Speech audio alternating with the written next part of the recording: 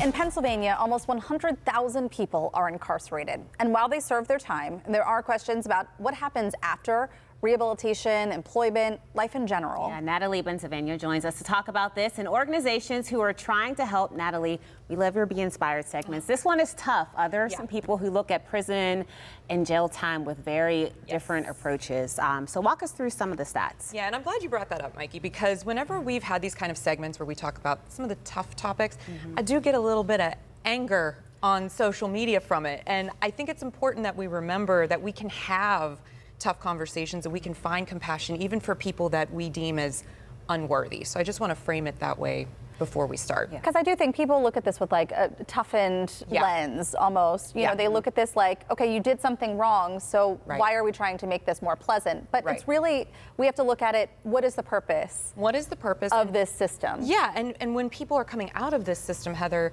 do we want them to be productive? If we don't give them the tools while they're there and create some sense of rehabilitation, we're just going to be cycling people through. And like you had mentioned, for every 100,000 people in the United States, 600 or more are in the prison system. That's a heck of a lot. And 96,000 people in Pennsylvania alone are incarcerated in some capacity.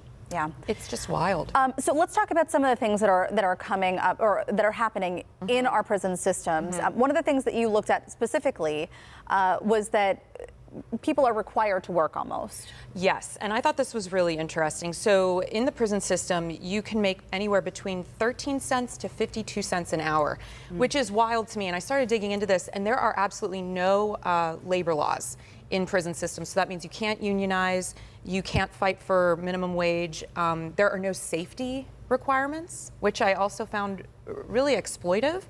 And if we look at who's being incarcerated, even though Black people make up 13% of the United States' population, they're very much overrepresented in the system at 37%. So it really harkens back to something that I think is a very dangerous time that we are bringing back to the forefront through this sort of forced labor system, which was very disturbing. So I wanted to talk about organizations that were not only doing the right things, but also understanding that Pennsylvania, if you factor in probation and parole, we incarcerate more people. We're second in the country, just behind Georgia.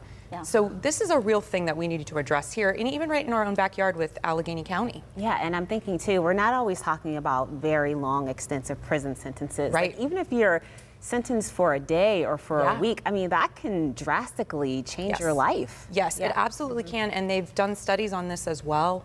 That people have severe mental health outcomes. And back to your point, Heather, about the labor issue, people can be punished if they choose not to participate in working while they're incarcerated. In fact, they can be denied visitations, they can end up in solitary confinement, or lose the ability to appeal their sentence too. It's really intense. So let's talk about some of these organizations that you mentioned that are trying to help some of these situations. One of them is Foundation of Hope. Tell us more about them. Yeah, I love this one. This is an interfaith organization, and what they're really focused on is what we were talking about. How do you prepare people to re-enter society in a productive and healthy way so they don't cycle back through the system? And so they work to help empower people, give them the right tools, and help them build faith within themselves and society around them. It's a really beautiful organization. This was what was cool doing the research for this, was finding out there are a lot of people trying to do wonderful work, and there's the little Be Inspired part of it. There you go. Yes, right. How about Abolitionist Law Center? Yeah, this is a non-profit law firm, and it's a community organization, and it's led by people who have personal experience or you know, family or friends that have been in the system, and they're focused more on the system changes. So we talk a lot in this segment about how we have individual responsibility and collective responsibility. They're focused on creating a more transformational justice system that's equitable. And really quickly, Let's Get Free. I love Let's Get Free. This is the Women and Trans Prisoner Defense Committee, and they're focused on ending death by incarceration, which means helping people get out of the prison if they have been there because they don't have parole, so their life without parole. And they work through art programs, and they do pen pal letters with prisoners. You can work with Mr. Roboto Project for that once a month. So there's a lot going on in our communities to try to build our common humanity so we can get free together.